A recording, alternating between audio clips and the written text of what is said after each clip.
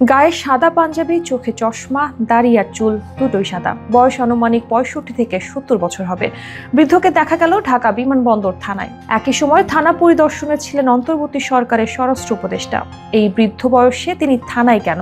আমার আপনার মতো কৌতূহল জাগে উপদেষ্টারও। বৃদ্ধ জানান, বিয়ে করেছেন 4টি, তৃতীয় স্ত্রী দিয়েছে নারী নির্যাতনের মামলা। 4 বিয়ের কথা শুনে হেসে উঠে উপদেষ্টা বললেন, মাশাআল্লাহ।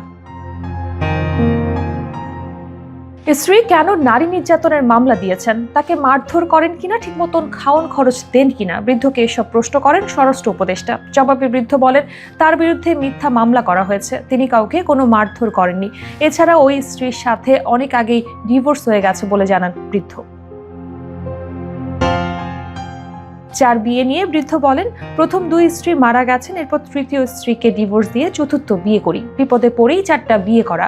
প্রতি উত্তরে উপদেষ্টা জাহাঙ্গীর আলম বলেন, আপনার স্ত্রীও হয়তো বিপদে পড়েই মামলা করেছে। এই সময় বৃদ্ধের পাশে থাকা তার বৃদ্ধ বন্ধুর বিয়ে সম্পর্কে জানতে চান, তবে তার বন্ধু একটিই বিয়ে করেছেন বলে জানান। এ সময় উপদেষ্টা বিমানবন্দর থানায় থাকা বিভিন্ন অভিযোগকারীদের সাথেও কথা বলেন। এদিকে রাজধানীতে আইন শৃঙ্খলা পরিস্থিতি উন্নত করার লক্ষ্যে ধাপে ধাপে বিভিন্ন থানায় কার্যক্রম পরিদর্শন করছে স্বরাষ্ট্র উপদেষ্টা জাহাঙ্গীর আলম। এরই অংশ হিসেবে 19 এপ্রিল ঢাকা মেট্রোপলিটন পুলিশের আওতাধীন বিমানবন্দর থানা পরিদর্শনে যান তিনি।